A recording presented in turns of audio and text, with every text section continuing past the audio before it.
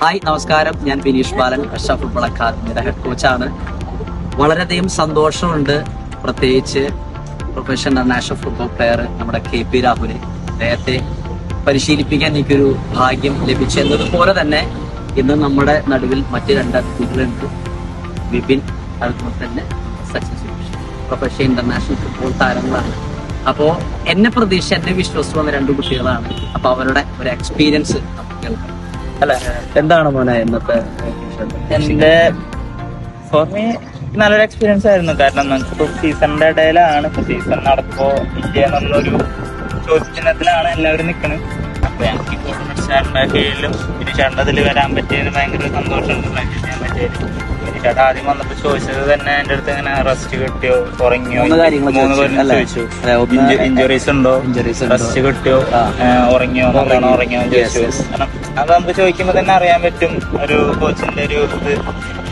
കാരണം അതൊക്കെ ഒരു ആസ് എ പ്ലെയർ എന്നുള്ളത് എന്താ പറയാ ഒരു ഇമ്പോർട്ടന്റ് കാര്യമാണ്. ഇപ്പൊ നമുക്ക് പ്രോപ്പറായിട്ട് ഉറങ്ങാൻ പറ്റിയില്ലെങ്കിൽ നമുക്ക് പ്രോപ്പറായിട്ട് പെർഫോം ചെയ്യാൻ പറ്റില്ല. ആക്ച്വലി അത് എന്താ ഞാൻ ചോദിക്കാൻ കാരണം വെച്ച് കഴിഞ്ഞാൽ, ഞാൻ കഴിഞ്ഞ 13 വർഷത്തിന്റെ എക്സ്പീരിയൻസ് ഞാൻ ഷെയർ ചെയ്യാന്ന് വെച്ച് കഴിഞ്ഞാൽ, ഏതൊരു ചെറിയ കുട്ടിയാണെങ്കിൽ പോലും അവരോട് നമ്മളത് ചോദിക്കേണ്ടത് വളരെ ഇമ്പോർട്ടന്റ് ആണ്. അത് ഗ്രാസ് റൂട്ട് ലെവലിൽ തന്നെ നമ്മൾ ഫോക്കസ് ചെയ്യണം. നല്ല രീതിയിൽ നിങ്ങൾ ഹാൻഡിൽ ചെയ്യുന്നു വിശ്വസിക്കുന്നു, നിങ്ങൾ വളരെ എൻജോയ് ചെയ്യുന്നു വിശ്വസിക്കുന്നു. അതെ, തീർച്ചയായിട്ടും ഞാൻ ഭയങ്കരമായിട്ട് എൻജോയ് ചെയ്തു. എന്റെ ഫസ്റ്റ് ഡേ ആണ് ഇവിടെ ഇപ്പോ. അപ്പൊ ഞാൻ വളരെയധികം എൻജോയ് ചെയ്ത എക്സ്പീരിയൻസ് ആയിരുന്നു. Thank you very much mister Vipin.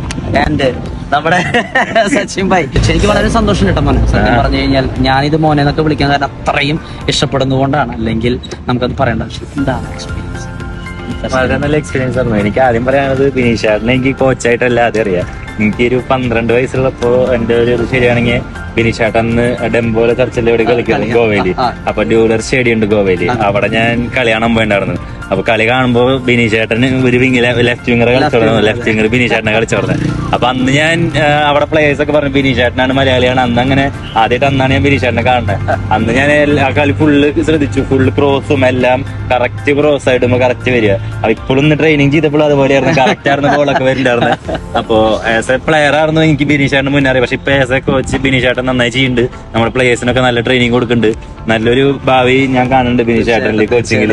ഞങ്ങൾക്ക് ഇവിടെ വരാൻ കഴിഞ്ഞതിൽ, ഇവിടെ ട്രെയിനിങ് ചെയ്യാൻ കഴിഞ്ഞതിൽ വളരെ അതിലുപരി നിങ്ങളുടെ കൂടെ എനിക്ക് വർക്ക് ചെയ്യാൻ പറ്റിയതില് എനിക്ക് വളരെ സന്തോഷമുണ്ട്. ഇത്രയും പ്രഗത്ഭരായ 2 കുട്ടികള്, രാഹുൽ, KP, ഇനിയും പ്ലെയേഴ്സുകൾ വരെ ഞാൻ വിശ്വസിക്കുന്നു.